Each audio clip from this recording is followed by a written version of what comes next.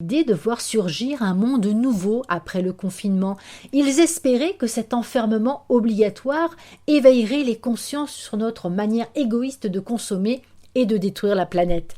Ils voyaient déjà, en haut de l'affiche, un monde qui serait en communion avec la nature, où l'homme abandonnerait la culture et l'exploitation intensive au profit d'une agriculture et d'un élevage raisonné. Adieu tomates en hiver, bonjour courges et topinambours. Un monde où les femmes seraient les égales des hommes, un monde où Greta Thunberg entrerait au panthéon des bienfaiteurs de l'humanité et où Yann Arthus Bertrand et Nicolas Hulot seraient ses apôtres. Un monde où les effigies d'un clown vendeur de burgers seraient remplacées par celles de José Bové.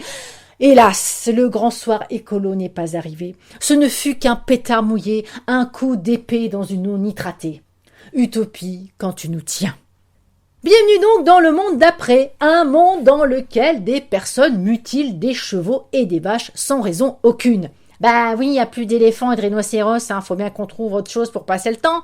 Mais attention, on tue et on mutile avec bienveillance, on n'est pas des sauvages.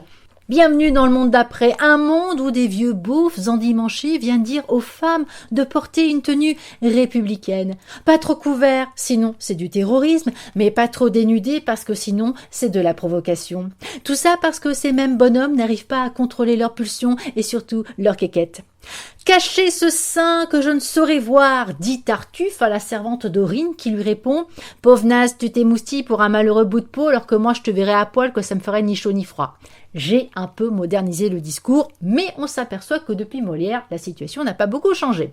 Bienvenue dans le monde d'après, un monde où le gouvernement demande aux gens de retourner bosser, cette bande de feignants, mais quand ils y vont, ce même gouvernement leur demande de fermer boutique. Fermeture à 22h pour les uns, fermeture complète pour les autres. Fini les loisirs, plus de petites mousses au bar avec les copains, plus de resto entre amoureux, plus de salle de sport pour mater le beau gosse au torse glabre. De toute façon, à quoi ça sert les loisirs? Non, revenons aux très célèbres travail, famille, patrie qui ont fait leurs preuves dans les années 40. À ce rythme-là, bientôt, il y aura un couvre-feu. Plus personne dans les rues après 23h. On n'a vraiment rien à envier à certaines dictatures. Bienvenue dans le monde d'après, un monde où la liberté d'expression est soit bafouée, soit en danger, où le droit de manifester est ponctué de matraquage et d'impunité, et où faire grève ne fait plus peur aux patrons.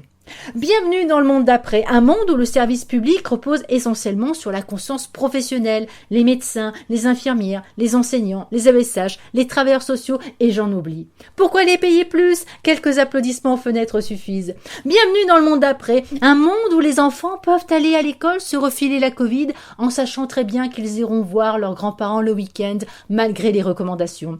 Une solution comme une autre pour faire des économies, moins de retraités en vie. C'est moins de retraite à payer. Bon, d'accord, le temps de leur hospitalisation, les vieux coûtent un peu à la sécurité sociale, mais pour certains, ça peut aller vite.